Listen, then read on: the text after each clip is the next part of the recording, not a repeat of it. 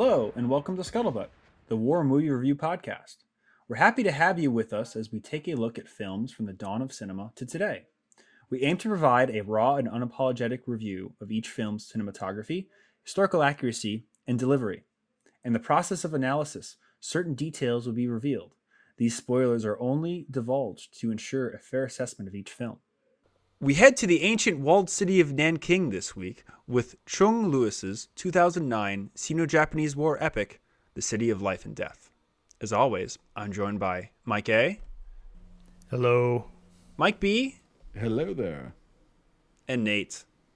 Hi, and I have nothing smart to say this week. Well, that's on you. Well, I can't really make jokes about rape and like the rape of Nanking. That's not exactly not like. Yeah. How the fuck can I make a joke about that? Somebody bit that. Anyway, guys, so what do you think?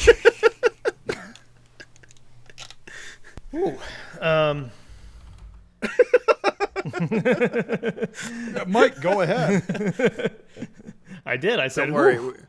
We already have some angry boomer on Facebook commenting how they hate us. So we're good for that. But well, then we're doing it right. No, I gotta say it's a fucking heavy movie, and it's a great film. Very heavy. For so many different angles, but it's just really amazing, and it's probably one of the best black and white films made this century.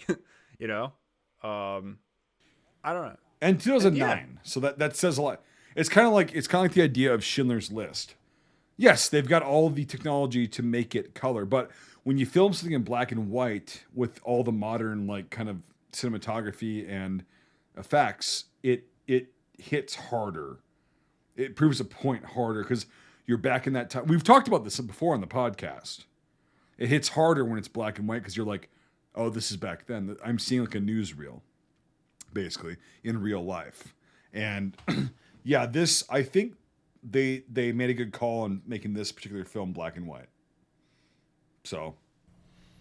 Yeah, I think it's really good. I think it's, the best film I've seen about, kind of the eastern part of, early World War II-ish, all that stuff, Indochina and things like that. And talking about Nanking, obviously it's a big one. And yeah, I think it's really good. And I think I like that it's really long, honestly. I think that it's stretching it out really hammers home the pain that is felt throughout this entire endeavor. There is no happy ending to it, which you can't have a happy ending to something like this. And yeah, I think it's just come out swinging. I think it's really good. I saw this back in film school first and made an impression on me. It was like this is like China's Apocalypse Now. That's kind of what it felt like to me in a way. A good way to put it. What do you think about, Nate? Well, it's funny. This is part of the Lost Episode series in the early days for us, and it was very impactful, very powerful then, and I still feel like it is the same as well. I mean, there is some very, very interesting, I guess, since my background's cinematography and editing, it's really, really good cinematography, really, really good editing. Yes. Very stylized shots, very reminiscent of, again, being black and white, but filming like it's black and white in a way. But it also breaks the mold of that as well. It's not trying to do like, stage black and white. It's trying to do like, kind of like the retro black. I like to call it retro black and white. It's kind of like, taking modern film and aspects and pulling it into making it look like it's older. And no, it's just very beautiful, very impactful, which is weird to have a Chinese war film be that, because it is very hard to get past most times the propaganda that is pushed. Now there is some, obviously, but it's not superhero ninjas, although there's one or two scenes like that in the combat where he does like wall scaling and things like that, and I'm like, can we not do that? But there's but for the most part, it's a very powerful, very wonderfully filmed tragedy in black and white and with subtitles, and a lot of people hate both of those. And I would have to say that don't let that be the thing that stops you from watching this. Really does hold up the second time watching it, and I was I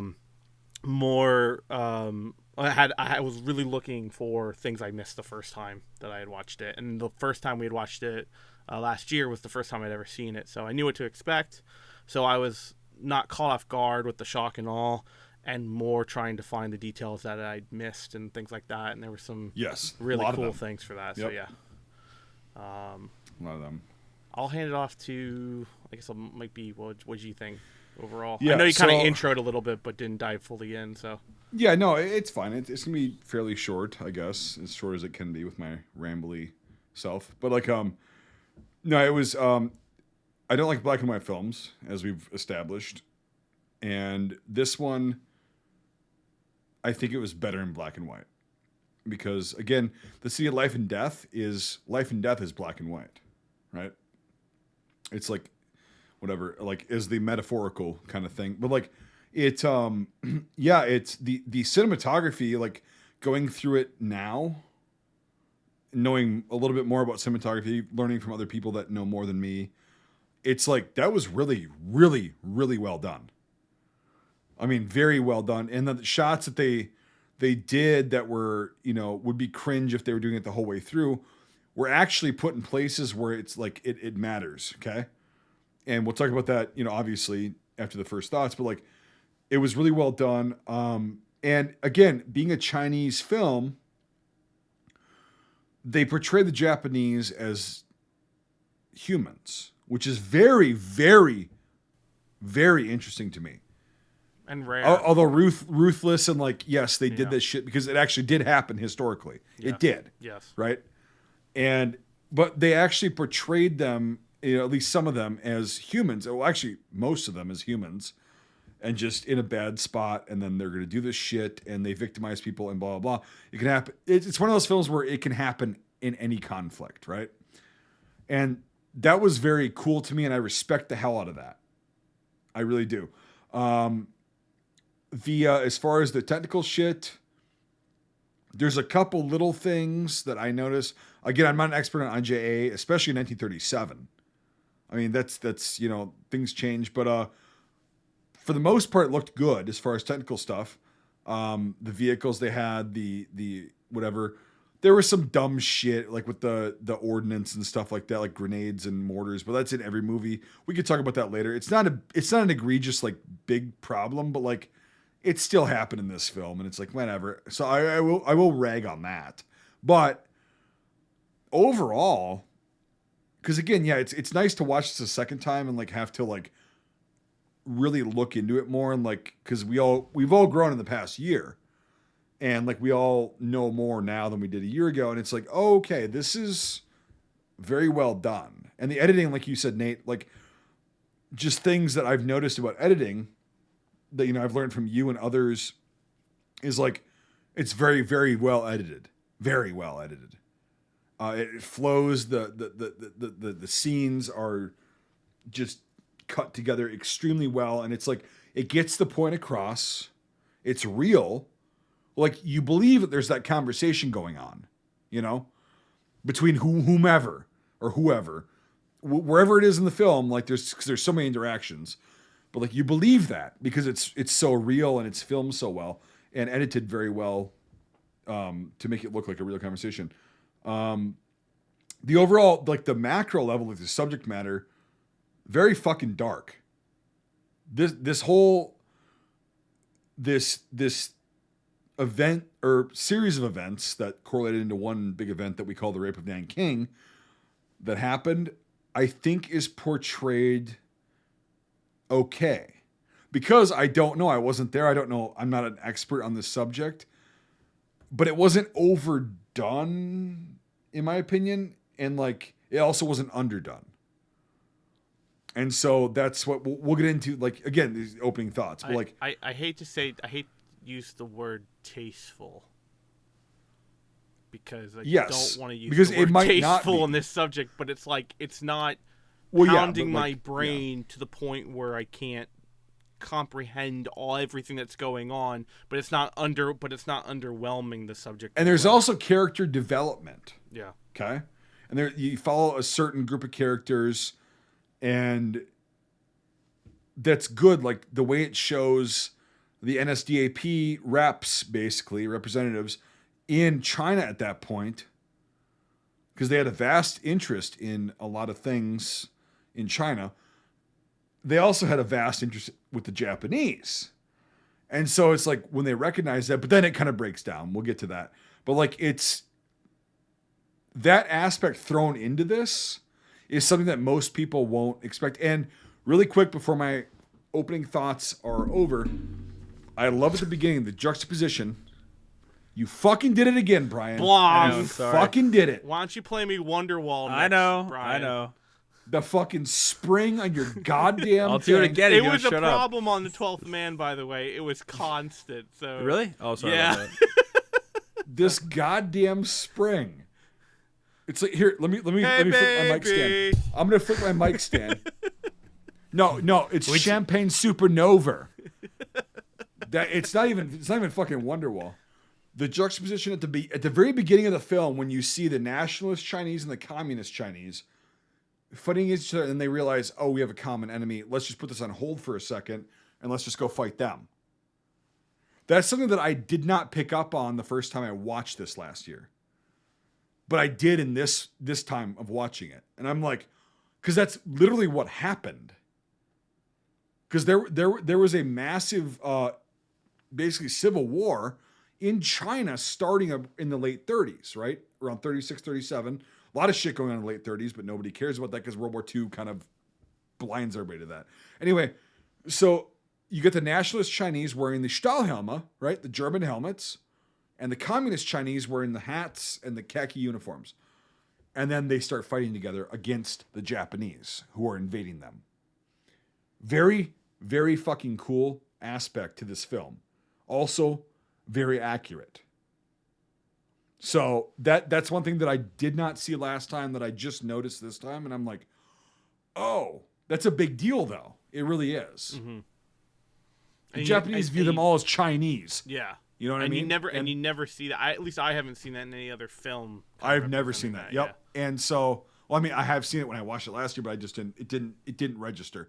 But yeah, that was something to me that I think we should talk about later too, with the gear and everything, and like how they acquired VZ-24s and shit like that. You know, German weaponry. But yeah. So those are my opening thoughts. Again, it's rambly. That's how I am. Just to continue on what Mike said, you know, it's very interesting because of all of the characters in the Chinese Communist Party of the late 30s, Mao is the one that's like least expected to take the reins. And yeah, the Chinese were fighting each other, the nationalists and the communists, a lot in the 30s and everything. And basically, Chiang Kai-shek almost kills off Mao. They come very close to eradicating the Chinese Communist Party when they finally agree to fight together and, you know, to propel the Japanese invasion. And the whole time, Mao is using it very smartly to rebuild its organization. So the second the war ends in 45, bam, the Civil War is on again. In 4 years, they take over the country and, you know, they push Chiang Kai-shek onto Taiwan, which really isn't part of China, but that's a whole different discussion. So it's very interesting, you know, that like they put their differences aside to wage war against the common enemy. And it's just, you know, crazy. And just to put it all in context too, you know, Japan kind of got involved in a war with Manchuria by accident, and then they kind of couldn't get out of it to the point where the war was so expensive with resources, it was taking up so much from it that they had to start another war so that they could feed the first war to end it. And that second war was the war with the United States, the Pacific War, and, you know, what was it, December 41. So this is the precursor to all of that. So it's very important. A lot of people write off China and all this bullshit, the Sino-Japanese Wars, whatever. But no, the Second World War did begin sometime in the late mid-30s, you know, with all these conflicts starting all around the world. It just really was the West didn't get involved in all this stupid little proxy wars until, they had to. But it is a very interesting thing that the Chinese did fight on the side of the nationalists. And it's crazy shit that happened. They do talk a lot about it in the movie a little bit, like how all these soldiers got left behind to kind of defend the city on their own. All their leadership kind of left. And, just to kind of put this all into perspective, these Japanese soldiers that were advancing into Nanking had to first off fend for themselves. They really didn't have a lot of supplies. And there's a really good book called Tower of Skulls, which I'll be referencing a little bit after this podcast. It's by Frank. Who was it? I forget his name. Oh, Richard B. Frank, who's amazing. He's written so many good books about the Pacific. It's just amazing guy. He's a Vietnam vet himself, 101st Airborne, 6970. Just really amazing historian. I really suggest you read his books. But he has one quote from here on this chapter of Nanking, where a journalist was talking to a high-ranking officer from the Japanese army in China that was called the Kwangtung Army. And the officer looked at the correspondent and said, "To be frank, the ways you and I look at the Chinese are fundamentally different. You seem to think of them as humans, but I see them as pigs." This was the mindset of these Japanese soldiers headed into Nanking and headed into China proper. These were subhumans. These were people to subjugate. These were people that, thank God that our emperor has bestowed the Japanese with the ability to look over God's wandering children, which is they viewed non-Asiatic races or non-Japanese people. So they had this like SS kind of, ethnic thing coming into it. They're really hungry, and all of a sudden they have 300,000 POWs to deal with no orders and no nothing. So what happens? They start killing everybody. And it's this crazy fucking horrible event that we'll never know the truth about because of all the lies and propaganda of things that have been said about it over the years. But this horrible event happened where tens of thousands of hundreds of thousands of people died and were raped, and that's what it is. And you get these crazy characters throughout it that, like, who would have guessed that the Nazis are the good guys? Like, all this crazy shit. Like, it's just insane. And throughout all of this and the ensuing post-war period of China's revolutions and ensuing things, this film does cut a really good medium of just trying to tell a story. And not just the story of the rape or the story of a city under siege, but really the whole thing, from the very beginning of the film until the very end. A lot of moving parts. You're involved the whole time, and from all the different perspectives. And they really do a really good job of just trying to show what happened or what might have happened in a way in the city under siege in, December of 37. And it's a great film because of that. They draw a really good line between politics and biases and history, and also amazing cinematography. You can compare this film to Assembly, which is another Chinese film that came out around the same time, I think a little later, which is about the Battle of the Chosin Reservoir, which is different from the one that just came out about the Battle of the Chosin Reservoir, which is like the Battle of Lake something, which is the Chinese name of the battle. Assembly is a piece of shit. It's fucking horrible. It's like they hired fat American actors to look like fat Americans so that they could make fun of them and ridicule them. Like, literally, if you want to watch some of the clips from it, it's horrible. It's like they're wearing jungle boots, and it's just so bad. And it's just funny to like look at that film, historical Chinese, film industry drama, and then this film, and it's like, wow, two totally different fucking productions, and just it's amazing. So it just really goes to show that you can make good art in totalitarian countries sometimes, Well, here's the thing is, like, I wonder how much of this was kind of overblown because they have to have CCP approval. Well, right? I was going to say that. This movie took 2 years to shoot and it was a complete hellhole because of the Chinese censors were just looming over this thing the whole time. And there was a whole bunch of shit that the filmmaker was clashing with, and it was just apparently a just shit show of a production because of that element. Right, and even with that all being said, like, we don't know the background of that, like, but I believe you, like, 100%. Like, it's still like this product got through the grips of the CCP and was released. That amazes me because, again, it's nothing against China. It's just like it seems like it's less propagandistic than most of the Chinese shit they're pumping out, and the CCP just like rubber stamps immediately. So It's- what it's you like- telling me? Sorry, Mike. Yeah. It's like Stalingrad 2013, just clone copied all over the place. Well, the CCP is worse than I think the Russians Yeah. right now. Yeah. Because like if the yeah. CCP like sees something like the fucking other shit we're talking about, like the blatant propagandistic bullshit where they're talking about the fat Americans and whatever. Okay, they'll rubber stamp that immediately because it makes everybody else look bad. Put up a and clip makes of the Assembly, Nate. You'll see what I mean. And the You know what I mean? Like, but so by Mike saying that there was a lot of clashes back and forth between the CCP and the director and the producers, like that says something to why this film is not super cringe and it's just like rolling your eyes, like, okay, whatever, you know? It's like that does actually say a lot. So, yeah, to those who are in the CCP that are listening to this, hey, guess what? When you actually release a film that doesn't look like total propaganda, it actually makes you look better. So I will go on the record saying that. Please, Nate, don't delete that. Because it's the truth. I want to see more Chinese films that are good. But the CCP has got their fucking grubby little fingers and everything, and they always try to over-censor shit. It's like, no, this film, yes, China was the victim at that point. Japan were the aggressors. I get that. But it doesn't make Japan look like the absolute subhuman pieces of shit they thought the Chinese were. we do have downloads in China. Do we It's really? good. Yeah, Beijing. Yeah. Well, and obviously, Shanghai. yeah. Yeah, Hong Kong. I don't know how to say his name properly, but the member who wears the swastika armband, John Rabe, Rabe or something John, like that. Yeah, Rabba. Rabba or Rabba or Rabba. something. Yeah. That was apparently a big thing that the Chinese. Well, he was a censors real were like- dude. Yeah. right? But they were like they thought that was a little strange, but. The truth. Well, the dude. I mean, the truth is what people they try to fucking censor. You know. Oh, I know. So, yeah. Well, Exactly. Well, yeah, I that's just the thing. I just try to, and I hope there's a book about that, like Soviet film industry and stuff, because that would be actually honestly interesting to read about. But I can't imagine having another layer of red tape on our set or Eddie's set. Like, we made a great shot, guys, good, but the Commissar says no, not gonna work. Like, you fucking kidding me?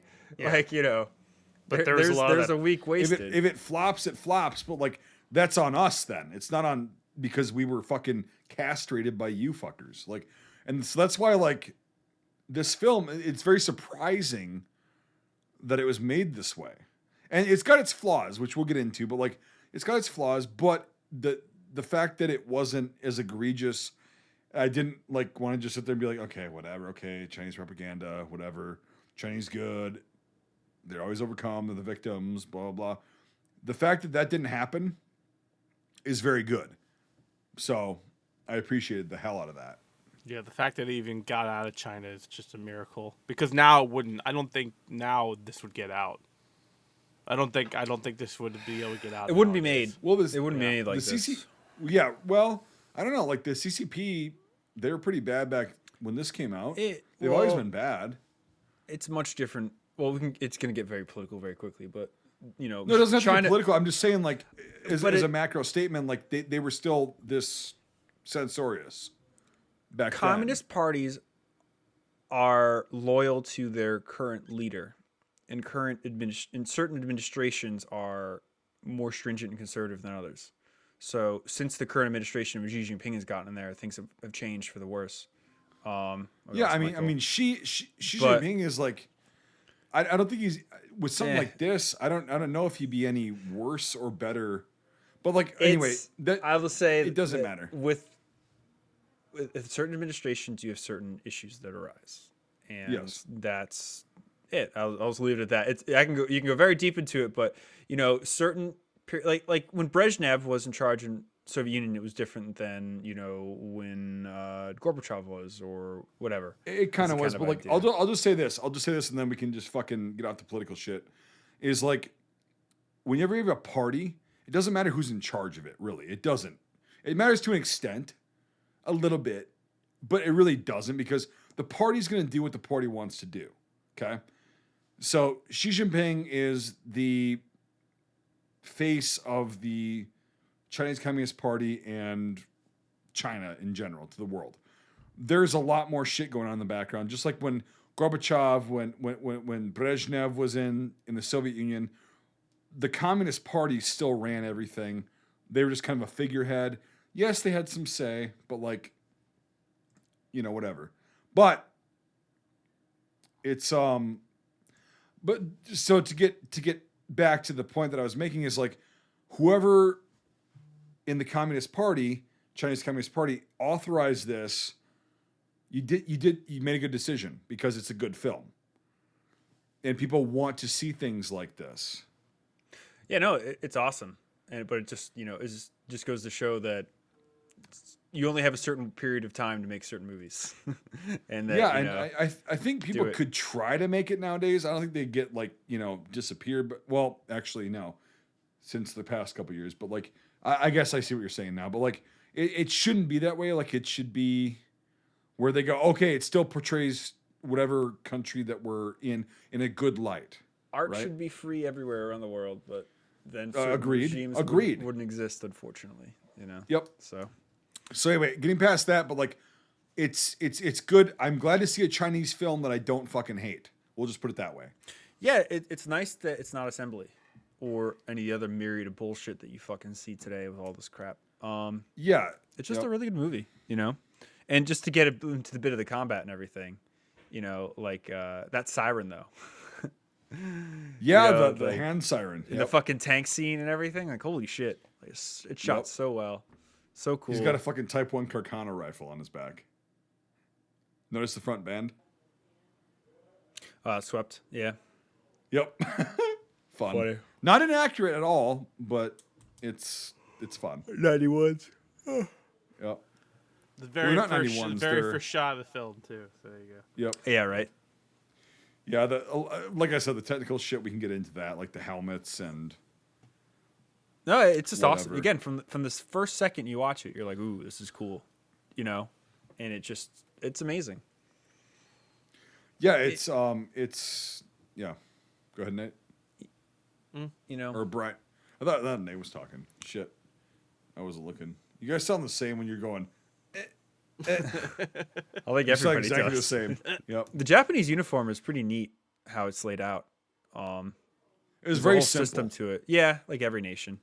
But like it was very like besides the putties, it's very well. Actually, the putties, I don't want to go on a rant about those. They're actually a very effective piece of equipment, and piece of your uniform. But like, no, it was a very simplistic uniform, and it was actually pretty good. I would say. I'd say the Italians had the best like functional gear. I'd say the Japanese had the second most functional gear. Americans third. Germans are going to be down there on the list. I know it's controversial for all the wearaboos. Yeah, but when that leather belt breaks apart or doesn't work, then your you lose buckle, everything. your buckle loses that little fucking loop that's welded then on. The whole thing's gone. The whole thing's fucked. Yeah. So yeah, but like tell the me how I Japanese, know. Right. And it's both world wars, and also the American gear sucks. So I'm not gonna fucking the M28 suck. Dude, the belts suck. They're canvas. They get any form of moisture on there. Good luck getting your fucking clip out in time. That's why they were like. I'm going to say a blanket statement and then not comment on it at all. U.S. World War II gear is the best gear ever made for that time period, and I will not listen to any other arguments because it's stupid and you're fucking wrong. Anyway, that's all I have to say about it. If you think a cartridge belt is bad, then fucking dude. So I'll give this a haversack sucks, but they always sucked. 3 out of I don't know. What do you think for final scores? What for the? I'm to end the movie, to end the review right now. Yeah, just to fucking so I can go just beat the shit out of Brian. Iron Brigade out.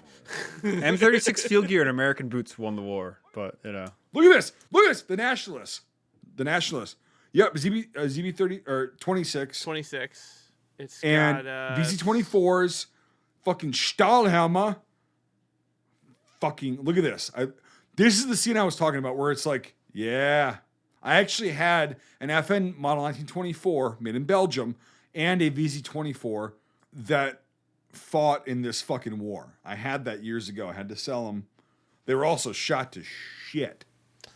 Is it the when we talked about, I believe it was Midway, you guys had talked about how the Chinese Mauser, or was it the Chinese Mausers, or were they certain types of Mausers that are like the quality is really, really bad?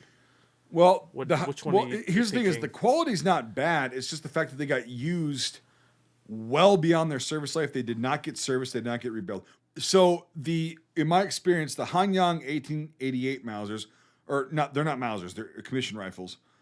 They were just used so goddamn much and never fucking. They didn't have proper armorers. They didn't have proper like repairs to do anything. And then they carried that kind of thing through with the FN 24s and the VZ 24s that they got in the 30s with Chiang Kai-shek, because he commissioned and he actually paid for a lot of these things to be sent there. That's why the nationalists had the fucking Stahlhelme. They got it from Germany, right? He bought a bunch of those. And they maintained them like absolute dog shit. And that is my experience with the any kind of Chinese used, we call them Chiang Kai-shek used, right? Weapons. And a lot of them also got sent to Vietnam in the Sino-Japanese, the Sino-Vietnamese War, both of them. And during the US and whatever, that Vietnam War. So these fucking guns have been fucking used and abused. They're out of headspace. The bores are completely shot out. They can barely fucking fire. They can barely lob a round out. So like pretty much by the time we get them, they've just been through 80 years of use, of hard use. Decades of hard use. Hard use. And it's like, well, most of those rifles ended up in Korea or Vietnam, depending on when they were given as aid. Yeah, exactly. And it's like, so after hard use, they got more hard use. And it's basically like saying, okay, I bought a fucking 57 Chevy fucking pickup truck. And there's only rims on this bitch. There's no tires. And you go, yeah, well, I mean, that's just because they were used up. Well, the rims are fucking stripped. There's no brake pads on this bitch. Yeah, because it was used and it's whatever. It's like, that's basically the same thing as like, well, it was never maintained. Because the Japanese are equipped with, the Type 38 rifle, which was pretty, like, the Type 99, even the long rifle didn't exist at this point. It was in, like, development and whatever. And the reason they didn't like the Type 38 was not because of the rifle itself. It was because of the caliber. And, like, they were hitting enemy troops at far distances. And the 6.5 by 50 semi-rimmed wasn't doing a good job, or so they said. Like, that was their view on it. It could have been that they were missing a lot.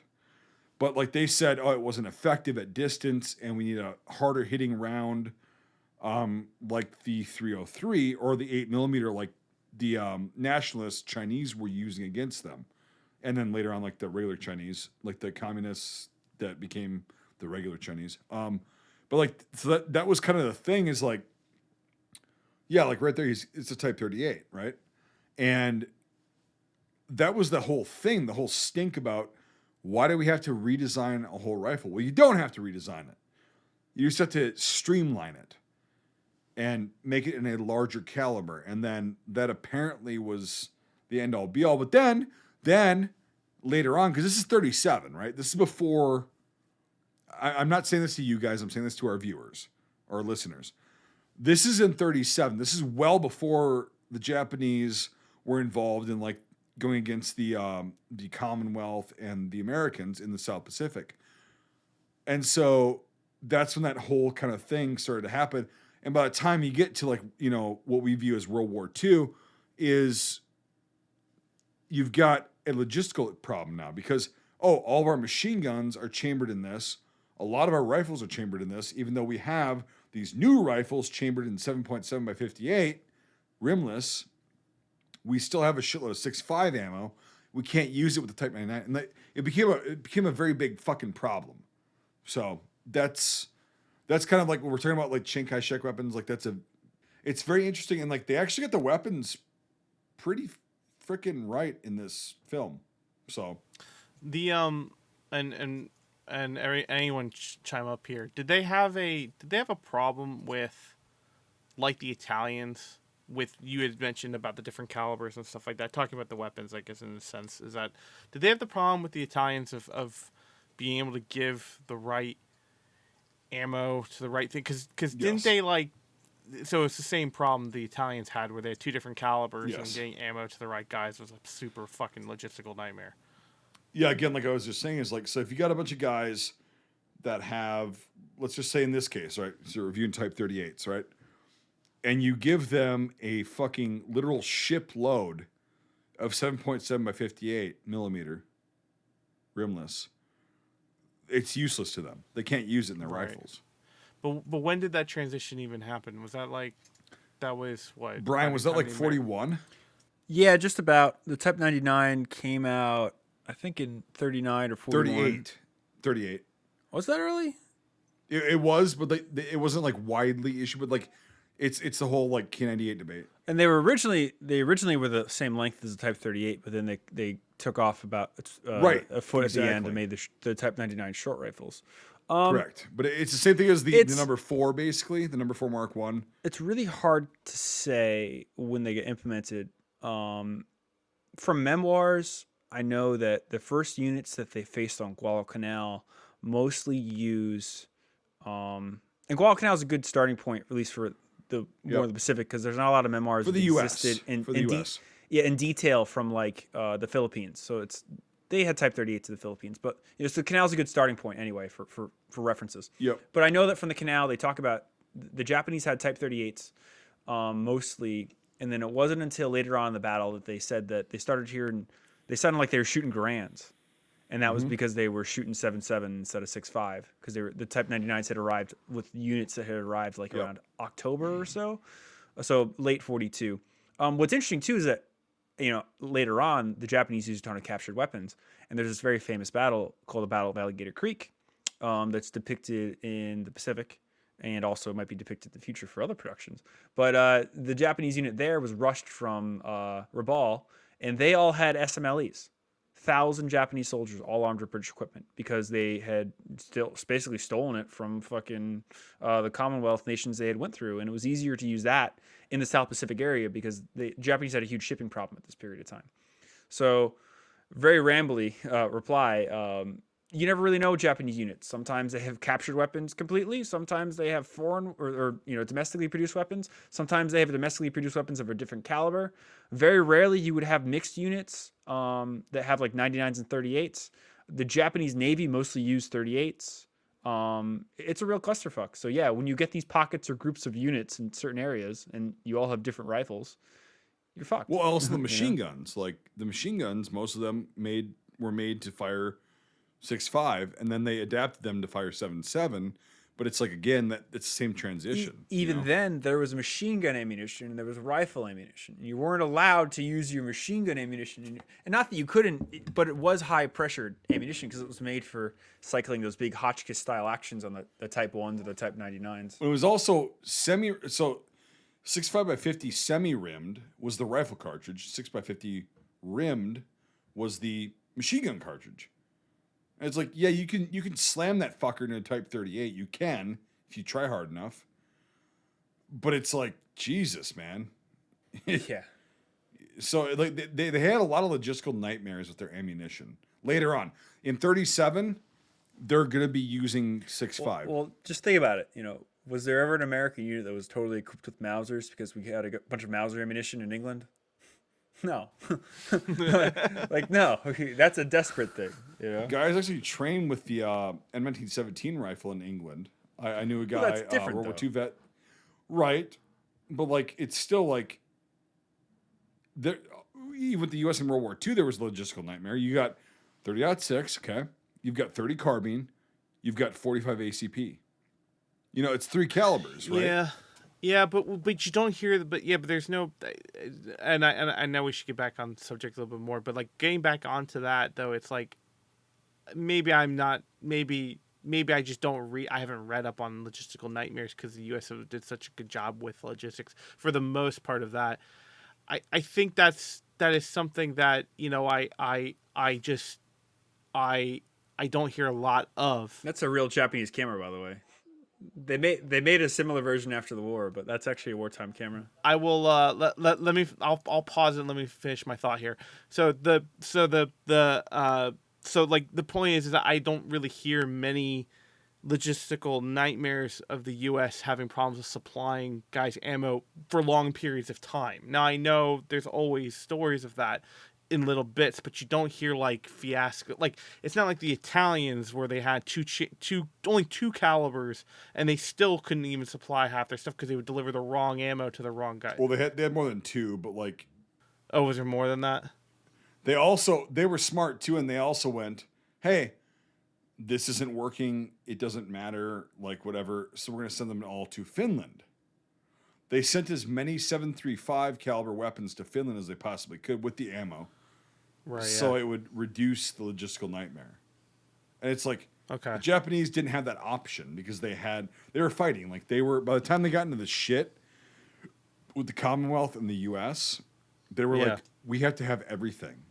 And it's like, and also like the shipping down there was, and it was bad for the US too, but like that is also a difference in terms of the Japanese, though, is that no other country other than the US had island hopping campaigns. well, that's the thing is like, yeah, exactly. Yep. The size of the Japanese Empire at its zenith in, the August 6th, 1942, the day before the invasion of Guadalcanal, was 1/7 the circumference of the globe. In their domain, they had over 550 million people under their rule. The Germans at their height had like 390 million. It was bigger than the fucking Third Reich. It was 1/7 of the world. And that's why the U.S. submarine fleet did a really fucking great job of winning the war for the United States.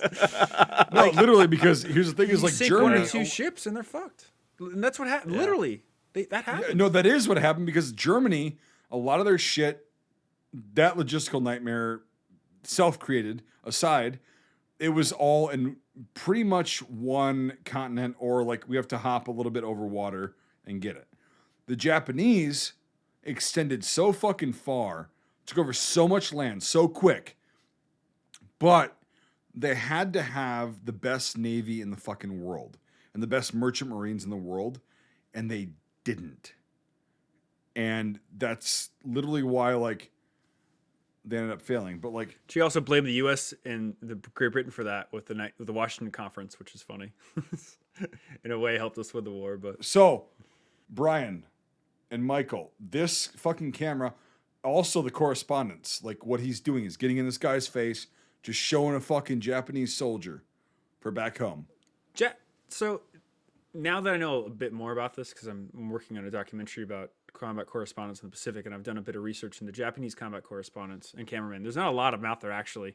And the ones that did survive the war somehow, they actually became the Japanese film industry after the war. So it's very interesting. The ones that like did go through, like the guy that shot Godzilla was like in Burma for the whole war. Yeah, well, sorry, I don't mean it, but like No worries. Godzilla is a metaphor for World War II. Yeah, Like with the whole when you watch the original Gojira, have you ever seen the original Gojira? a long time ago. But Yeah, I mean it is. I know you're saying the yeah, right name. South Park has ruined it for me. But yeah, Oh no, Yeah. sorry, but yeah. but no, it's when you watch Gojira, which maybe it was like 49 or It was 50 early or something 50s, like that. I think. Yeah, early 50s, and it's almost like tearful how like to watch it because it is such a metaphor for the war and all that, and for the A bombs and all that stuff. But that makes perfect sense because that movie, when you watch it, it's funny to say that about like something that's become just this monster movie franchise, because when you watch it, like the way that director films the destruction of Godzilla, it's like really tragic. It's not done in a like action movie type way. It's done in a very tragic way, and I really recommend anyone who's interested in more of like the Japanese side of the war to watch Gojira, because a lot of the feelings of the war are in there. I'll definitely take a look at it. It's you have that post-war feeling that you just can't get rid of. It's gonna seep into every bit of life. And all of the Japanese films, let's extrapolate a little more, that were made after the war, about the war, are fucking horribly depressing and insane.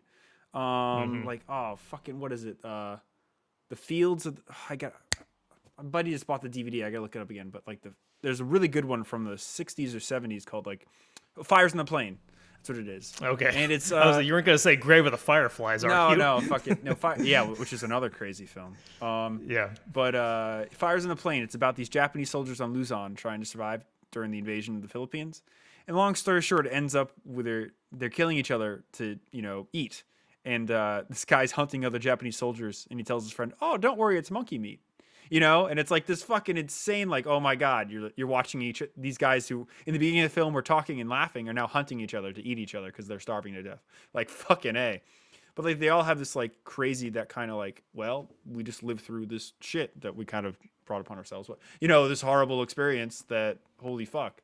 And you just get that, crazy, very to the point style of filmmaking. It's like the whole country came so close to dying or starving or whatever, that you get these very hard people that after the war just, they want to tell something. And that's with all Japanese cinema. Like even the Kurosawa films and stuff. Fucking amazing. Just like they're stories. Like fucking, we're here, we'll tell you, and it's to your face and it's vivid and it's just post-war Japanese cinema is really cool. But to bring it back to the combat correspondence and stuff, it's crazy. The Japs had a lot of correspondence. The Japanese had a lot of correspondence in China and stuff. And they even had a reporter for a women's magazine who was there at Nanking. So, like, Interesting. Yeah, it's very insane. But they did make newsreels, mostly for the army and everything. And they shot with little cameras like this. In film, it's like an 8mm or 16mm. But mostly the Japanese newsreels. That thing's fucking tiny. It depends. Well, you can get small reels back then. But what do you call it? I used to have a camera that was just like that, and to where that center, you could pull that out and flip the lens. Yeah. Yep. What model is that, Brian? I think I'd have to look. There's one for sale on eBay right now. I'll get it. But they usually used IMOs too, if people know what that are. That was a very popular movie camera back then, 35mm format. You see a lot of Japanese soldiers with IMOs, and then they also use Canon cameras, which were actually copies of Leicas, direct copies of Leicas, Canon S2s. What's interesting too is that this movie, for the short scenes you do have combat, it's great because it's like transitional. It's not like fully automatics and it's not fully bolt actions. So you get a little bit of each. So it's nice to see. And you just get a bit of the combat. Again, Nathan said earlier, like, oh, there's a bit of wall scaling and bullshit. Whatever. You gotta It only happens like twice. Crowd. And to be fair, most Chinese movies have a whole lot more than that. And Nate, that's a maxim. So the fact that, is that, wait, what? That's a maxim. Is that a maxim in there? No, it's not. I'm pretty sure. For the water cooled and everything? Hold on. I can't. Yeah, every water cooled machine gun's a fucking that is a maxim. No, that's an 08 maxim. Yeah. That cha-cha-cha. I obviously don't know nearly jack shit about IJA stuff, but one thing that's interesting to see in this is when like shit starts to go bad, they have this like portable alarm that they twist. Yeah, like I've never seen that before. The little portable air raid sirens. They didn't have radios. Yeah, and that was a way of communicating. And one or two, whatever, but a long continuous. We're in fucking trouble. Come help us. That was a thing. Right, because I know like the ones in England, like they're also, you crank a lever to do those ones, and they're huge. Those are the air raid sirens. I've never seen little. These ones are for like communication. that. These are communication sirens. They have nothing else to do except for just communicate with the platoons or regiments or whatever. Radios were expensive. We look at it through this World War II style of just like you grab the hand mic and you're gonna call on a battleship. Like, no, you're from Uganda. You don't have that or whatever. So you got to have other ways to be able to communicate. And that was one of them. Like, for example, in the Russian military, they had transmitters and receivers. So if you were high up in the chain, you had a transmitter and a receiver. Or if you were lower in the chain, you had a receiver. So you were given orders and you couldn't talk back. That was also cheaper to do that as well. It wasn't just, communist bullshit. But there's a lot of ways that armies used to figure out how to, like signal flags and that kind of stuff. That was really prevalent up until, mid 30s and shit, like for signaling and things. And so that was just the Japanese way of doing it, just using an audio cue. So and it's cool as fuck too when the guy runs to the city and everything. And, it's like, oh. Yeah. One of the guys gets shot before he can really do it. Yeah, right. It's like, and he's dead. Good scene of adding tension and stuff. But no, it's just, they didn't have radios and that's the cheapest way to communicate. The bugles were used a lot too. Yeah, I see that with Japanese most of the time. They had 2 versions of bugles at this time period. Don't ask me how I know that. Please don't. Wait, what did you say? I said they had 2 versions of the Japanese Army bugle at this point. Oh, don't ask why you know that. Yeah. And don't ask. Don't ask. I unfortunately know it. I went down a rabbit hole this year. What I really like is the kid pulling out the ammo off the Maxim belt too. Well, also like they're going, my gun's fucked, Right. and like give me a different rifle, and like they have this basket of rifles, and it's like, because that definitely, like, if it's jammed or if it's fucking hot or whatever, they would have had these rifles. That's the thing. It's like that's what they've been using, 8mm. Or for you nerds listening, like 8mm is not a thing. That's a U.S. designation. 7.92 by 57mm. I just drooled on myself. I didn't swallow before I said it. 7.92 by 57mm. Jesus, I feel like a fucking child, but like whatever. It's just so refreshing to have combat where it's not like people dumping mags and not hitting anything. Yeah. You know, Right. These are great sets. Yeah, Oh, no, yeah, the cinematography, the I'm sets. blown away. This movie Yeah. only cost $12 million, by the way. Well, it's China. Really? Yeah, $12 million was the budget. Jesus Christ, that's awesome. Yeah. Can we talk about the helmets really quick? That boot though. Yeah. Okay. Pause it. I'll go back. Go back. I'll go back. 5 seconds. Nice rubber waffle Right. there. you know. Footwear is the hardest thing to source in film. Oh fuck yes, it is. I was just gonna say, if I'm the director of this, I'm gonna take that guy's leg and kind of like Just move it out push of the it way. like this. Yeah. No, I was on set with you, Michael. You're gonna grab an axe. You're gonna say, "Hold his fucking thigh," and then just chop it off. Hold his thigh down. People can live without 2 feet. I'm not gonna have rubber hiking boots in my movie. Right. Exactly. And so the helmets, okay. A lot of these are Type 90 helmet shells, okay? And also they used a shitload of civil defense helmets, like the lighter weight or the fiberglass ones that the Japanese made. Those boots, Vibram soles, not good. That I just, like. But dude, you know what? I mean, it's But you know what? If the undersole of the shoe is the only blaring thing, Well, but dude, like, just fucking come on, like, that's just, what I mean. Move that leg out of the way. Don't. Or yeah. just don't- Oh my god. Yeah, exactly. Like, just move it. He well, could've just people fucking don't had think the that leg there's going to bent. be 4 dudes on the other side of the world going to be looking at it freeze framing, going, "Oh, what fucking farbs are using rubber?" Well, They should think that. You know what happened? That was the B camera team's thing to shoot, and they had a list of stuff to do that day, and it wasn't principal characters. And they're like, okay, we got the shot. Lunch is in 20 minutes, guys.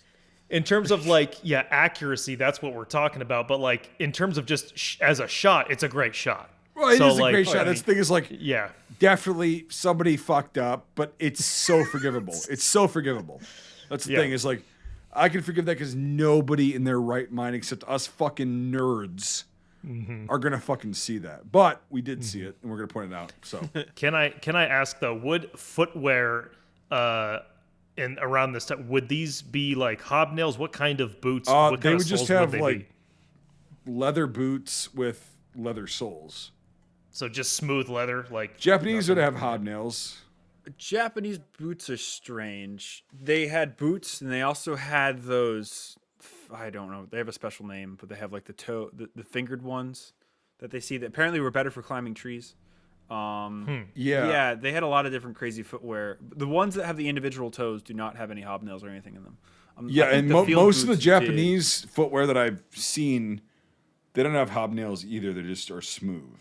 They're very. It's very similar to low boots, but worse.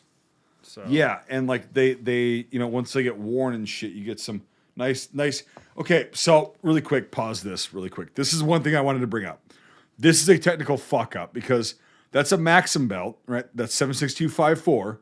Okay, because you can see the rims on the cartridges, and he's giving it to him who's got we'll just say a 24 model Mauser rifle. I don't know if it's an FN or a VZ. They are different. The FN is an intermediate length action rifle, 98 action, and the VZ is a full length. Now, yeah, you see the rims? Yep. So that's a 76254, and he's feeding those rounds into a fucking 7.92 by 57 millimeter rifle. Not good. But again, very fucking forgivable. Yeah. Very forgivable. It was written in the script, and they just This is a good scene where they're bringing up the dots. rifles to them because, again, like I was saying, those things fuck up in combat. Like they break, and they don't have extra parts. They don't have an armor. They don't have anybody. So if you give one guy 2 or 3 rifles to just do as much damage as possible, and bring those rifles, with you, it's got the dust cover on those too. Does anybody Dust know cover about the on vehicles? Arasakas, just FYI. The vehicles. That's a type fucking Hago 95, motherfucker. Hago 95. Yep. Yeah. Okay. I don't know where you go, but I go to Hago. That's The amazing. Japanese have great tank names. Isn't there like some kind of Yeah, armored Dutch. car too? Yeah, there was. Yeah, an there armored is. car in it as But well. wait a second, Brian. You just said Japanese had great tanks. naming tanks, No, like the great name. tank names. Tank names. Take names. Okay. Yes. Yeah, no, thank you. they actually- I was no, just no, gonna no. say Yeah, no, we're in that agreement was there. that was about to fucking get me into a fucking tirade. Sherman- of, no, dude, you're wrong. But like, I've actually been in Japanese tanks, by the way. I've been in one, like the one that's left. But what do you call it? It's really small. Who'd have guessed? weird. They had horrible tanks. The Sherman was the Tiger of the Pacific. This Literally. okay, really quick. I'm sorry to interrupt you. That really quick. This assault scene was actually really fucking good, because yes, they weren't like overextending, like doing these fucking throws like we saw in the fucking Hurt Locker and shit, and like Black Hawk Down. They would go, all right, we're just gonna chuck grenades into these fucking windows. That's like 10 yards away. Easy fucking throw. And then right after those explode, we've got the fucking ladders going up to that.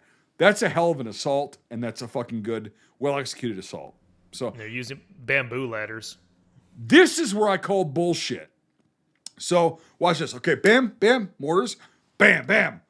I don't give a fuck what fucking millimeter they are. Mortars, the whole point of them is they go up really high, and they come down, and they blow up. Now, those are probably, I don't even know what the fuck those are. They're not knee mortars. They're like probably fucking, I don't know. A mortar takes a long time from when you hear the thunk and it goes out of the fucking tube. Those are 60s. Cool. They're 60s. Whatever the fuck. They can be 60s. They can be fucking 40s. I don't give a fuck. They can be 81s. They can be fucking whatever. Those are American I don't- 60s. How the fuck did well, never mind. Hey, you know what? Mortars, no one ever gets mortars right. So I was just gonna ask how the Chinese got those, and I'm just like, never mind. Korea, the Korean War. Whoops. So okay, but either way, a fucking mortar. No movie, no film gets this right. I've never seen a fucking film get this right. Like, it's a long fucking time, and every fucking movie, for the sake of like, we don't want to bore the audience. Yeah, right there. It's like- instant. It's like no. They haven't even reached the peak of the arc yet. Dude, You even know? a recoilless fucking rifle, aka a bazooka, for you fucking normies out there, Yeah. that would still be really quick for a fucking recoilless rifle or a bazooka. But like, for the sake of the film, they have to do this, and they do it in every film. It's not just this one. It's fucking whatever. I just think it's just the lack of knowledge, because like if I were gonna do the scene, I mean, I think we could easily build some either some tension or something by having that pause in there after the mortars go off. Cut to some shots of guys waiting for the explosions to happen. I think people interpret mortars as they used as like the replacement for cannons in film.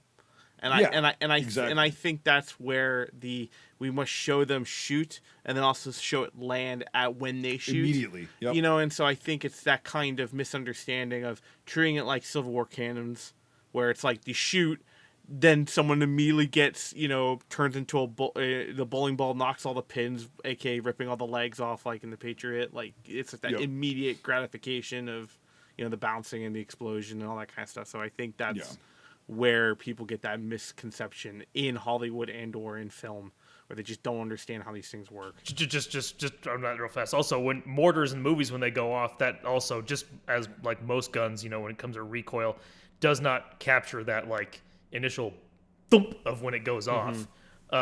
Because like I've been around them when I was working for them when they would do that. I was shocked at how like just like bam Forceful. when it goes off. Yep. Yeah, how forceful it is, and just like feeling that go through your chest and seeing the dust kick up around it.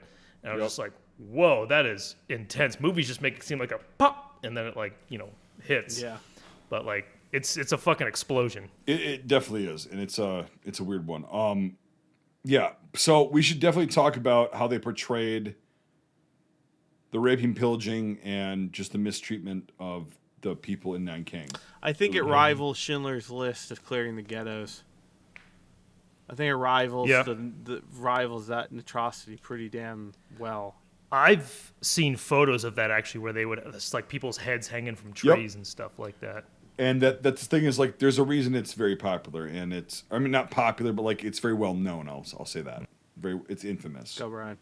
So much has been said. Like, I think I touched on this earlier. So much has been said, and whatever about the Nanking massacre, that it's really hard to say what is absolute truth and what is absolute fiction. Yes, there are tons of stories and documented stories about the sword cutting competitions, the two guys that bet each other who could cut off 100 heads first, all that kind of stuff and things. There's other stories about this one guy. He told his officer, I can cut off 20 heads, and he only cut off 9, but his officer was like, it's okay, the effort's for it. Tons of them. Unfortunately, there's so much propaganda and bullshit and things that have come out. We'll never know the real extent to the horror of it. But what we do know is that, to some degree, all these things did occur, and it's horrible, and that at most up to 300,000 people were killed or raped or massacred in a very short amount of time. So it's just good to hedge the bets. And I'm not saying that all of it's lies. Not true at all. Oh my God. Right. But it's just how did it actually happen versus what is it or how is it portrayed rather in this film? My grandmother lived through the Russian occupation, and yes, rapes happened all the time. Don't get me wrong. I have tons of books I'll give you that will talk about the rapes. You know what happened more? The fucking soldiers murdering children because their kids are murdered or their brothers or sisters are murdered. But you never see that at all depicted in any of the talking about the Russians, in Eastern Europe. It's all about, they raped everybody and it's so bad and blah, blah, blah. And it's like, you're missing half the story. So it's just something like that. You're justifying the shitty actions. It's like, you're not justifying it. You're explaining a reason of why a human being can be compelled to get to that point in their life where they just don't. It's just all about revenge at that point. They're numb. Yeah. Yeah, like the quote with like, you view these people as humans, I view them as pigs. Right. Michael, you were going to say something? I'll tell you, in terms of talking about children and things like that, the part of this movie that just really has just stuck with me ever since I first saw it is when the guy opens the window and he just casually just picks up the guy's child and drops it out the window. And for the fact that the director didn't show him fall and hit the ground is what made it powerful to me. It's just that the parents knowing what happened, and then the reaction too, like right, they cannot believe it. He's just, what do you do in that situation? Like, I mean, like that. That's the ultimate like brain damage situation. Like, yeah, I mean, he's just obviously he's just completely torn to pieces, but at the same time he's just like in shock that it just happened like that. And right, and like what can I do? I can't. It's not like a dude just randomly walked into my house and did that, and I can't just go and kill him. It's like, what it's just all those emotions going through his head. It's just like, but I think he actually did that. Can you actually go to the? Oh, well, we'll talk about this too as well, like the scene where something to touch on what you said, Michael. So again, I've always been a fan of the human condition and learning about it and stuff. And there's the internet's not as free as it used to be, but back in the day, you used to be able to find footage of anything so much easier, like Live Leak and stuff. And so I spent a lot of years just trolling the internet looking for fascinating footage. And it's horrible, but some of the best footage of shock and awe and grief that ever been filmed were filmed on 9/11. And it wasn't from the burning towers. It was there was these filmmakers that were downtown Manhattan. And one guy he just walked in front of the crowds and filmed everybody. And there's this great bit of footage, not great, it's horrible, but it's just people doing their jobs and lives, and they're watching people jump from the towers. And you could just see on their face, they're trying to compute what this reality is. What they can't do anything about it. and they can't process it. And like you're watching a traumatic moment be created, and it's horrible, but it's also fascinating because like here's a camera in front of somebody experiencing something. Like your ramp just dropped on your Higgins boat in Omaha Beach. Now you're seeing everybody die. What are you going to do? Or like things like that, like their history. So you know, you got to think about that. Like, what are you going through? And that scene, I totally agree, just gets that because it's just what just happened. Something happened. You don't need to see the result. You know the result. That's your brain has already come to that conclusion. But it's just the fact of like you witnessing something and the processing that, and it's like, holy shit. You know, it's in front of you. It's real. It's tangible. You really wanted to, you could go touch the bodies, but you can't. You know. Yeah. It's that honestly, but and it's the way he did it too. Mm-hmm. And I'm talking about the director when I say he. I mean, if you had cut to the outside and shown him falling or what, and shown, you know, slow motion or whatever like that, it would have completely sucked it out for me. But it's just the fact she's out. Yeah, she's out. It was his daughter, by the way, and like his daughter. She's out, and you hear the splat. You hear the fucking impact, and then he's just like, right. And the guy does it almost like with a smile on his face, like, I know what's gonna get to you. You know, like exactly. It's a vindictive Jesus kind of Christ. thing.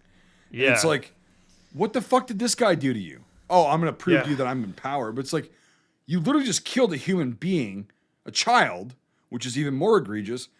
And then this guy's gonna sit there. He can't do a fucking thing, and you know that.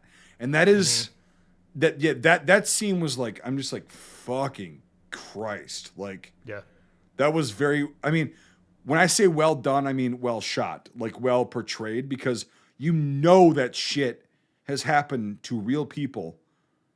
And it's like, and the actor who plays the dad, he had real emotions. Like you could tell, like, I don't know if they actually told him about that. Like I have to go and like research, like you probably can't, but like, I don't know if they actually told him that they were going to throw his daughter in the film out of a fucking window and she's going to fall to her death. Like his reaction, it was so genuine. It's visceral as shit. It's like fucking insane. And then this, so Nate, why I told you to pause is like, they push all the guys into the sea. I think a lot of people's fear, and I have it too, is being buried alive. These people are bound. Their hands are bound. They've got legs, but if they stand up, they're just getting kicked back down. They're getting buried alive. How fucking terrifying and miserable is that? That's got to be one of the worst fucking ways to go. I mean, the you fact that you're completely helpless. Like you can't try to get out or anything.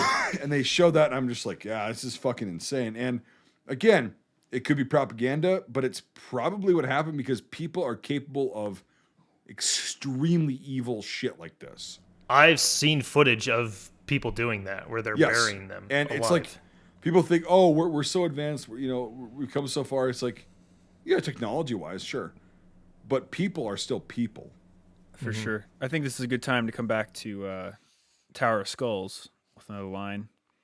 Having been left by their superiors without legal injunction to treat prisoners humanely and without a means to deal with masses of captives, and fearful that freed Chinese prisoners would take up arms against Japanese officers and men, they began slaughtering any Chinese soldier of military age, in uniform or not. Once this process began, largely spontaneously, or at least without explicit coordinated command from the most senior levels, this phenomenon of Gekkokujo, literally the top deferring to the bottom, then propelled the process. Gekkokujo, and this happens a lot in the Second World War, the Battle of Alligator Creek, the Battle of Marco Polo Bridge, is a practice by, so the bottom from the top. Senior officers abdicated command and control to their subordinates. It is revealing in this regard that the post-war hostilities, war crimes trials dismissed charges based on, they use this to say that the Japanese officers weren't liable for the crimes because they let their officers decide what to do. So it's like, oh, you let your subaltern decide to kill. Diffusion of responsibility to the nth degree. Yep. But they had all these guys, and they thought they were going to pick up arms against them, and nobody gave them any means to do anything, and they're fucking pigs, so just murder them all, and in fun ways. I mean, what the fuck? Yeah, you're gonna get tired of chopping people's heads off. It's disgusting. It's like literally, here's 300,000 rats in your opinion to go deal with them. It's like, how would most people deal with that? Right, and they just try to bite us. They just tried to bite us. So and, we're gonna go. And they full killed force. half your friends in the last 6 months Right. because the campaign between Shanghai and Nanking was really bad. The Japanese lost a lot of soldiers. So these guys were stuck over the winter in Nanking and they were pissed off. Again, it's like when you look at My Lai, it's like My Lai didn't just happen. There was a lot that led to it, like everything. And it doesn't justify anything. But No, like, and so why I told Nate to pause on this is because we're for those of you that are listening, I'm sorry, we're looking at a screenshot from the film. It's at 45 minutes, 45 seconds in, and it's that beach completely fucking filled with bodies, completely saturated. It literally is a sea of bodies. You barely see the ground. It's whatever, and it's like this shit didn't just happen here. It happened fucking everywhere, and it still happens today. And it's like it's fucking insane. And so. Also, this is Nate. Does this look like CGI to you? Yeah, it's composited CGI, so it's. But I'm looking for patterns of the same bodies and shit, just smaller. So right here, there's a line right there in the break. Okay. I see it. Right there, there's a line in the break. Right there, there's a line in the break. Right there is a line in the break. So it's a bunch of probably quadrants, and they probably duplicated everyone. And or rotated them and turned them and or took 4 iterations of it and then stitched them together. It's still very impressive, still very jaw-dropping. Being fake or not, it's still very well done. Yeah, because it fooled me. Like I would have, I knew there was CGI. Obviously, I know that, but it looks. It's a great composite shot. Yeah. So it looks like a fucking sea of bodies, which because right here is yeah. also the that would also be your stage painting. I use quotation marks. That's where the CG is fully CG, but this is composited all the way through, most likely. Probably 30 or 40 people get up, line into position. We'll take another, that must have video. taken a couple days. That's fucking insane. Do you know how many Chinese civilians and military personnel were killed during the war? No, I don't. 20 million. Just behind Russia. So it's interesting when it comes to all of the numbers of people who died and massacred and things like that. But then when you see it in person, like an image like that, just think of how precious losing just one life is. Yep. And then you see that, it's just, I don't know, for some reason that always your brain turns off at a certain point. You're like, yeah, you physically and mentally cannot comprehend that many people that were killed. You can't do it. No person can. I don't think anybody can comprehend what that looks like. When I try to, it really fucks with me. Yeah, it boggles your mind because it's it's fucking insane. It's overload at some point. It's like you just can't fathom it. And that's Right. when you really dig into Nagasaki or Hiroshima and all the real amount of suffering and pain and everything. It's like fuck. And it just there's this point where you're just black. You're just like, I just don't care anymore. I don't want to see any more of the outlines of people etched into the fucking asphalt. I don't want to see hear any of the stories about people's organs you turning can't. inside out. Your brain can't do it. And it's I fault nobody for not being able to comprehend that. I fault nobody because like you said, it's not only a defense mechanism. It's like we're not equipped. We're equipped to handle 500 people were killed in this battlefield. Oh my god, that's so fucking insane. I knew about 20 of those people. That's how it's been historically for humans that we know of, right? In recorded history, and it's like, oh my god, 20 million? There's no fucking way that you can mentally comprehend that. We're not made to be able to, and it's like, yeah, we can comprehend the number, but it's like, it's just fucking insane, and I have a question, and I know we're not experts on IJA. I know we know all of us together probably know enough, but that guy, the sergeant's he's not a sergeant. He's a second lieutenant. Second lieutenant guy. The jacket, it just looks like a hoodie to me. Is that real? I think it's an officer's coat. Yeah. Okay. Yeah, it's a great coat, and from what I know, yeah, they had those. I don't know. I was just much curious. more Just, past it that. looks like a hipster hoodie right now. So They had was some curious. awesome winter gear. Okay. The Japanese. They And did, and like they just didn't use it in the South Pacific. But of Next course, but, time like, we didn't work out this time, but next time we're gonna have a Japanese expert on, a good buddy of mine. Cool. He's also a just graduated from the U.S. Air Force Academy, so it's headed to his fighter's command. excellent. But he's a cool dude, and we'll have him on here. So we're going to be doing Sands of Iwo Jima before long, or not Sands of Iwo Jima, Letters from Iwo Jima before long. So we'll dive deep into nice, Japanese yeah. kit and I everything. haven't seen that in a while. Yeah. To answer your question, I don't know, but they had some really cool winter gear, and I definitely have seen stuff like that before. I know it's very foreign for that time period to have a hoodie on a uniform. Yeah. Especially I just military, saw but- it. I was just like, that looks cool, and I know that's probably correct. I was just Look curious. up Attu and Kiska. They had some really cool winter stuff. They even had their own special winter sight that had its own special bars on it, so you can lift it off. If you ever find an Arasaka with these 2 metal tabs on the rear sight, it's worth like 16 times more than a regular Arasaka because it was actually at Attu or Kiska. Oh, really? You could find them. Okay. Yeah, they're winter stuff. I will. They also had other. I will crazy say, things, this character though, the second lieutenant, you said, you really, it's weird. It's like he has this skin, this personality all throughout the film, but it's this point where you start seeing a human being underneath a little bit more. It starts bothering him. Yeah. It starts bothering him. Yeah. And It's because it's interesting. this guy is so stoic, and then Yeah. it starts really I don't know if it's a second lieutenant. Or he might be a fucking. I thought he was a sergeant, but that could be wrong. Sergeant wouldn't have the bars. on Okay. there. They wouldn't have the stripes. I'd have to go back and look. So maybe he's not a second lieutenant. Maybe he's higher ranked than that. But like, who knows? But yeah, this guy that they end up executing. Spoilers in the intro. You should have known that. It's really fucked up because then he starts going. Okay. Yeah. He turns around because he doesn't want to see it. Yeah, he can't see it. That's the thing, is he can't. But it's like he's been doing all this stuff that's been horrific and brutal and awful, but it's this one that gets to him. Yep. And in the end, we're all infected by our own madness. Eventually it's just one thing that just, This is where the old style filmmaking exploded with the new style filmmaking. You notice he's just continuously in the shot though. Yep. And now he's in focus. Well, no, that reminds me actually of the really great shot I loved from the what is it? That's what I was gonna say. The Grand Illusion. The Grand Illusion. That's what where I'm saying. they It's keep the old style filmmaking. But look, with the new focus style. comes back to him now. No, I know. It Yeah. bled. That's It literally did what the Nate same just said. thing. That's what I'm trying to say. Is it's the same type of shots that we were seeing in Grand Illusion, all that kind of stuff. That's what I'm trying to say. I probably didn't say it clear enough, but yeah. No, that was you did. close. You did. Brian's just getting distracted. It's all good though. We all fucking do that. There's one more thing to talk about. Then we Yes, go go to for it. IMFDB. Yeah, sure. The Victory Parade. Oh fuck! Oh. Right. Duh. Yeah. Yep. Dude, that. If I remember correctly, I think when we did this the first time, I think that was the first time that had ever been taking place since World War II. Oh, really?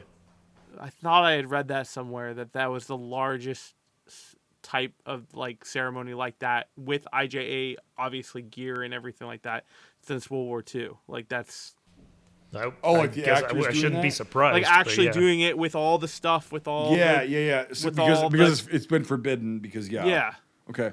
And So so them as actors I'll go to doing that that right now. was the largest one that has happened since I World War II. believe so. I thought I had read that was the first time that this ceremony had been kind of back. Yeah, because we make fun of this sometimes, but like now that I've seen it again, I'm like, oh, that dude, shit's- it's super powerful. Like I was just gonna say powerful. Yes, I exactly. loved Yep. I loved it the first time I watched it. That was the most impressive scene of the whole movie, and I still think that. It's just it's powerful, but it's powerful in a different level of because it even though it's supposed to show it's the victory parade quotation marks it has a different feeling, and I can't describe it, but I don't feel victory. I don't feel all that stuff. Like I don't feel like the power that it probably should be pulling. I feel like something else, and I don't know how to describe it. But it's a different emotion. I mean, it can feel different ways. I mean, there's no right answer at all. It's just how it makes anyone feel. But Yeah. in terms of me, how it makes me feel, it was like almost as if like this is the I don't want to say preparation, but like gearing up for the shit that's yet to come with the United States and all that, you know. And that's what it felt like to me. It was like, this is the official like beginning of this horrible downfall that they're going to go down. That's a really good way to put it. You know, I read a lot. I try to read a book a week. I don't always get it, but I probably read 20, 25 books on the Pacific War since we did this last review.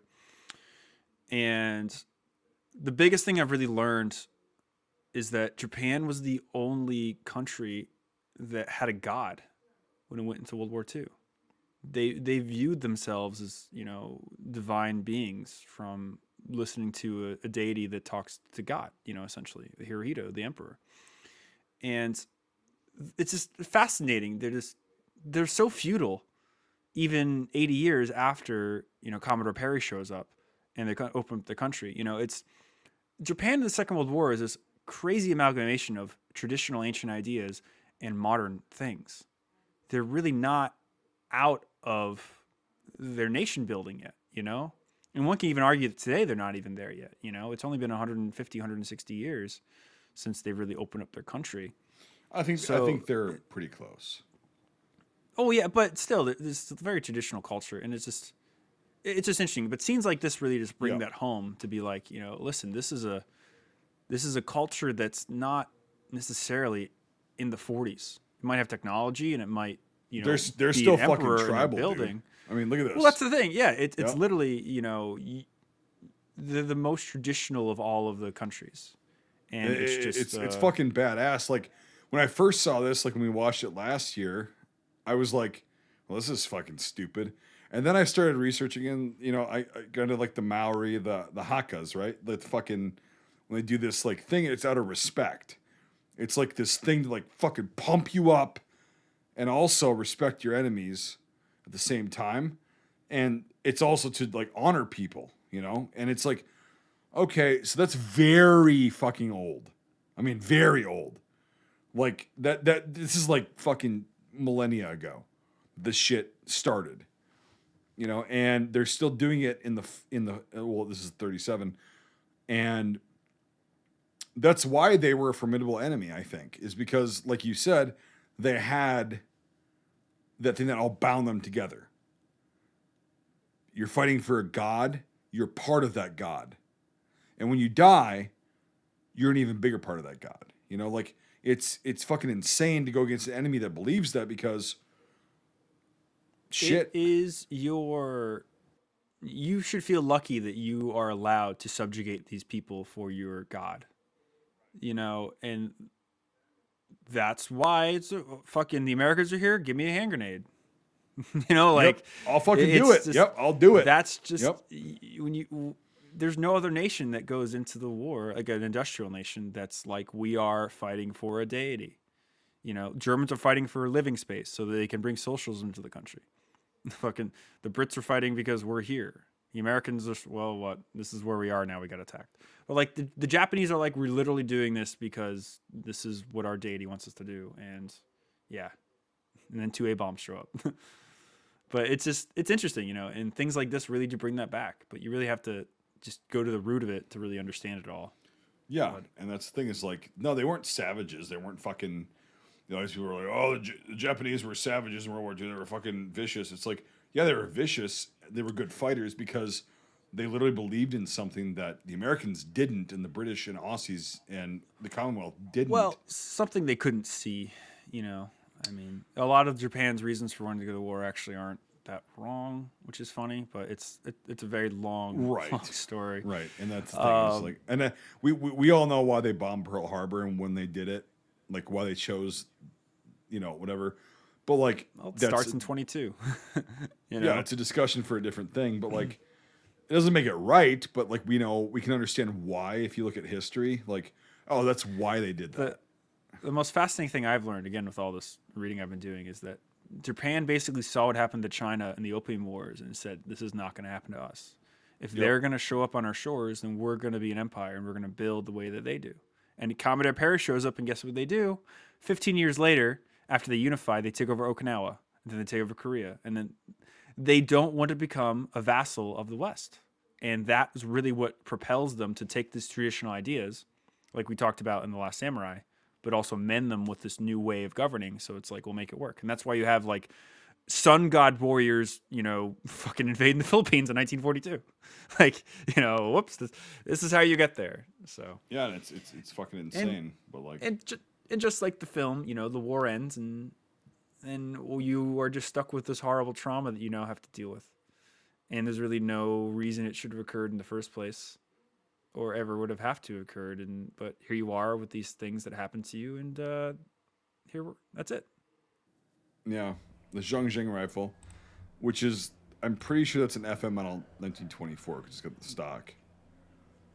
But Yep. we'll see. Well, that's what happens when you struggle when you put a fucking 7.62 54R in your 8 fucking millimeter. Mauser. There's only a pancake between the primer and the bolt. Yeah. It's not working. The Hanyang, yep. Oh yeah, just the G88. There would have been a lot more of those, just my opinion. So Type 38, yep. They are a great looking rifle. With the dust cover, they look really cool. The loudest dust cover in the world. I've never seen one with a dust cover, actually. I should have showed you one. Yeah. They're really loud. Really? Like, not stupidly loud, but they're just. But is it really like loud. kink, or is it like? It's like twice the sound of the K98 in Longest Day. I mean, if you think about it, you're putting the sound of a bolt cocking into a tiny little metallic tube. Sheet So, metal yeah. housing that has no lubrication and it also Yeah. rusts. Yeah, yeah. So I could see it being. But it will like, keep dust out of your action. I mean, Yeah. a lot of them were taken off because they're not as loud. Some guns in the Second World War had dust covers, but they were smaller. Like the G43s, they had them. And the G41s, actually. That's it. We're just move on to rifles. Okay, all right, that's fine. Well, they don't have your Carcano in here, Mike. They're definitely there. Carcano. Jesus Christ. Carcano. Yeah. Here's What? Nate's favorite gun. Oh yeah, 'cause What- he's got the barrel for it. Yeah. That's what he used to beat off meth heads. Well, yeah. I mean, This is my clubbing stick. Those fucking ribs. It burned the fuck out of your hands, man. Yes. You definitely know when you've made an oopsie, and you show everyone how much of a dumbass you are by grabbing it. Your fin barrel. Yeah. My finned fist. Finned fist. That should be a band. That sounds like a superhero from the 30s. And the finned fist. Fist. It's like the Phantom. this Yep. is the. So it wasn't a fucking Maxim. It's a Vickers. It was a Polish Vickers. The Or image they Brown, have actually. for it just looks like a fucking It's like one from piece a of museum. oh, Yeah. looks like a piece of aluminum. Yeah, This came out of a river in Żarkov, Eastern Prefecture. take a lot of sandpaper. Type Type 92? 92. Oh, I want one of these so bad. The Dude, woodpecker. Nate, this and the Lafette next to each other? Yes. Are those Lafettes What? for that real? Were they the real Lafettes? Yeah, they're real mounts. Go up. Were they? I thought Yes. they were. Okay. They had the 3-man crew and everything. Okay. No, that machine gun was right. What the fuck? Those are the crazy tank guns they actually used on the ground as well. They look really cool. They have the super cool That's scopes. definitely a prop, though. It's definitely Yeah, not oh, that yeah, one. for sure. Yeah, but that's cool though. Wow. Yeah, they had ground mounts and everything. I've only seen those once in a movie, and it was in the Look at Pacific. that. I guess a TV show, but yeah, Yeah. Aren't they it, cool? it made a weird noise. Yeah, All Japanese machine guns make really weird noises. They had a fucking bayonet. Yep. Oh, they all do. What? The Type 92. Yeah. Type 92 or The Type museum. 99? It's a The Type museum 99 I used to now. work at had a Type 99, Uh-huh. and we used to put the bayonet on it for fun. It's like, you think your MG34 is cool? Oh, it's sustained rate of fire, direct, impingement fire. But can it take a bayonet? Oh, I don't think it can. Yeah. Good old Namboos. Yeah, the Type 14. Yep, that's right. They're wrong. So there were two types of Nambu Type 14 pistols, the famous looking ones. The ones that you could use your gloves in and the ones you can't. And the ones that you could use your gloves in didn't come out till later in the war, till 39. So a tighter trigger guard. yeah, it's just a regular, you it's literally, a regular size, yeah. yeah, they look nicer. You literally can't use them with gloves, so that's why they had to make them bigger. It was actually a problem. So And don't Japanese officers like wear gloves in the beginning of the war? Majority. it depends. Some units do, some units don't. Japanese machine gunners are supposed to wear white gloves, and that was a big thing. I'm not exactly sure why, to be honest. Yeah, this is where I said bullshit, like on the grenades. I'm like, okay. Well, they're just post-war stick grenades. Yeah. Yep. I think you ranted about that last time we talked when we did Yeah. it originally. Yeah, those are definitely not accurate for the time period. That's it. That's it. Shit. Well, Now we're Definitely, on to final there were thoughts. definitely guns in the movie. There there were were? guns in the movie. That was the most undiscussed IMFDB page we've ever done. yeah, there was a lot more shit in there than what they discussed, but whatever. Like, Oh, we got a lot of gun talk in earlier too. But Yep. yeah, cover what So. they had in. So, who wants Yep. to start? I'll go, I guess. No, I mean, like, everything we've talked about. This was a hard one to watch for the obvious reasons for me. I mean, it was a lot of. I don't come at Schindler's List going, wow, I want to watch that again. And what are you talking about? I fall asleep to that shit nightly. I want to look like Rafe Fiennes. Emma Goat is like, I can fall asleep to him any night. So, Nate's just wondering why the convertible top is down. Like, what the fuck? Why are we driving a convertible in the winter? Only one person has ever said that. So it's the same kind of feeling I have with Schindler's List with this movie. It presents historical knowledge in a very it actually gives life to the story of Nanking and the atrocities that went in there. And I think that is what is very eye-opening about this movie, is that it does not hold back. Because I said tasteful, and I hate using that word for this context, but it is. It's not so much where it's like you get deadened by it, but not so little that it underwhelms it. It feels like it's just enough to really represent the atrocities and everything that had happened during Nanking and everything that went in there. And I think it did a really good job with that. Cinematography-wise, felt really good. Editing-wise, felt really good. I mean, the film kind of gets a little slow, I think, in the middle, but it's because it's trying to flesh out a bunch of different characters in all their different paths and the tortures that they're going through. And so I'm not going to, take away from that. Going into it again, it really hit home for me a lot more than it did the first time I watched it. So I think this time, for me, it's going to be even higher score for what I gave it. And I'm going to give this... I really, really, really just...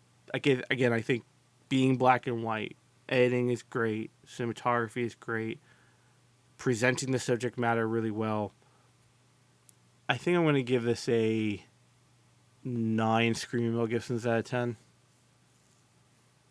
I liked what had happened. Now, I think where it kind of happens with me is I think it just gets a little slow in the middle, and there's a few things that I kind of don't like the John Wooing and all that kind of stuff. But again, for a Chinese film, like, it's really, really good. So, yeah, I'm going to give it a 9 out of 10 Screaming Mel Gibsons for me.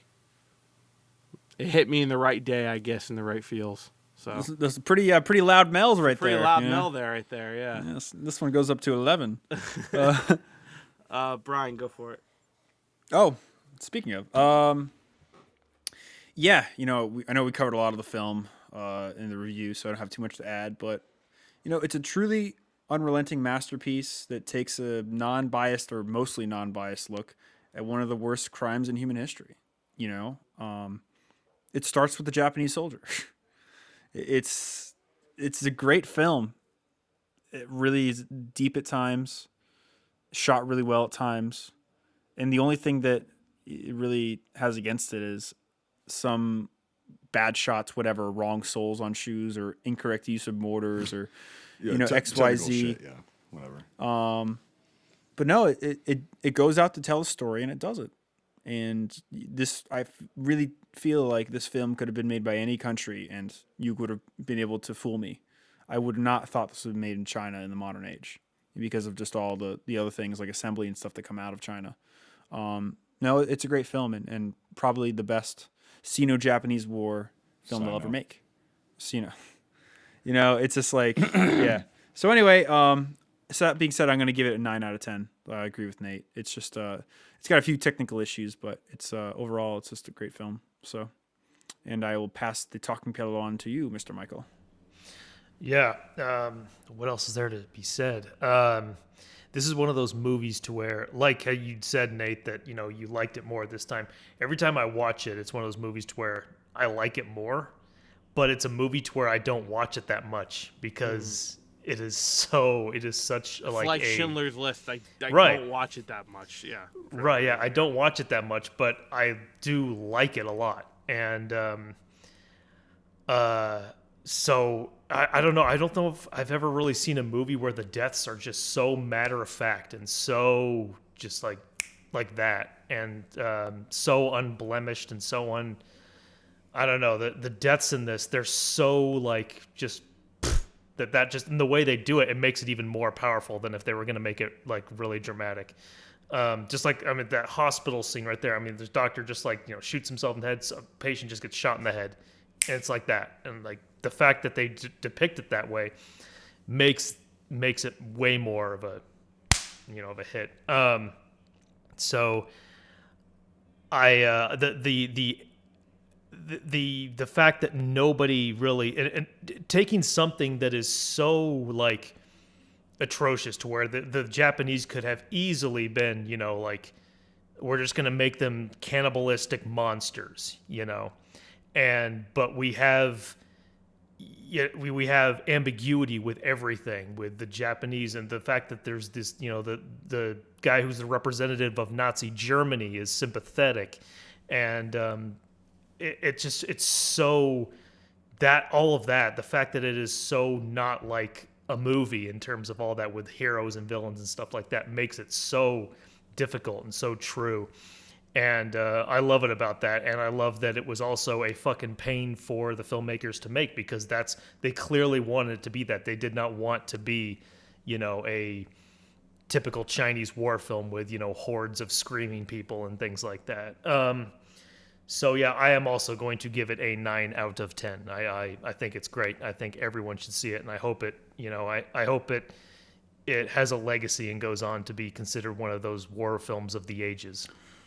Yeah, it's very hard going last. I actually haven't been last in quite a while now. I'm usually in the middle or first. So yeah, yeah, what you just said, like, yeah, that's a lot of the shit that I was going to say, but like, yeah, it's, again, the cinematography was very, very well done. The editing was very well done, in my opinion. The acting was really good, too. Like, the acting, like, it actually made you... Even the characters that were supposed to be numb from everything they went through, like, you still feel for them. Because they're acting enough, and they're acting realistic enough to, like, where you go, God, I feel bad for that dude, or that kid, or that woman, or, whatever. It's like, after women get raped and everything, it's just like, they just, like, they're in shock, and they're, like, experiencing trauma, and it's like, those actors and actresses, like, really did a really good job.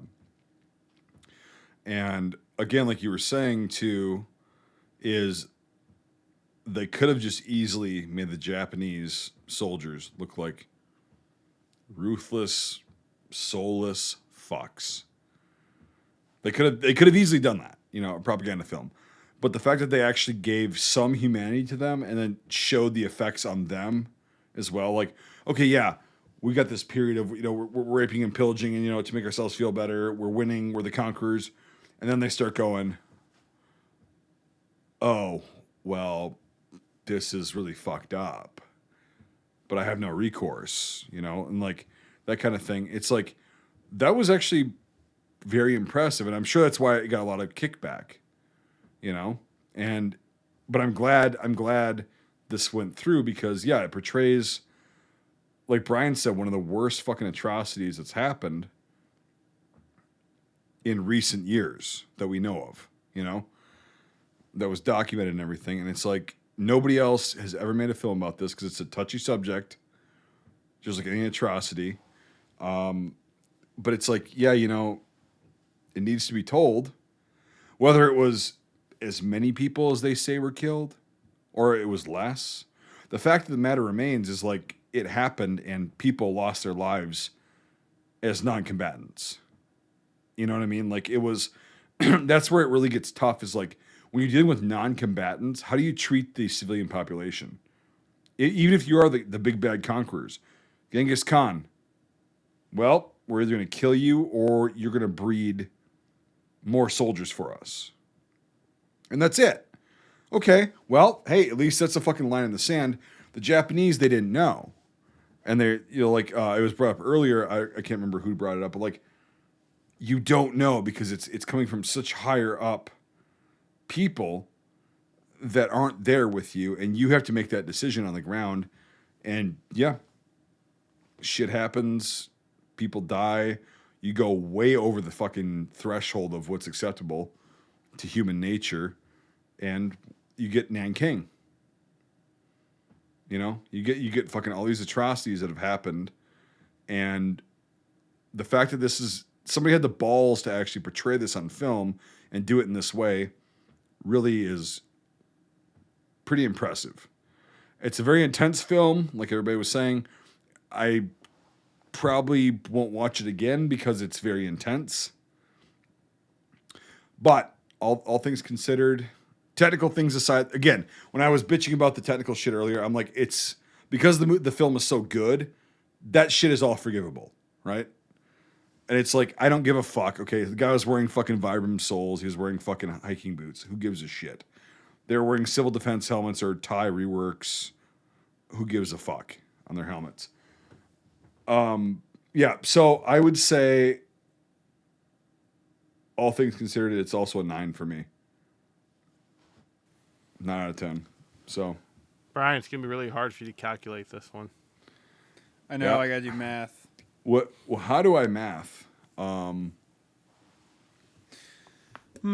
So putting all these scores into the computer that will tell us if Japan will invade China again, we get the score of 9 out of 10, which is definitely one of the higher ones we've ever done. Yep. You want to know?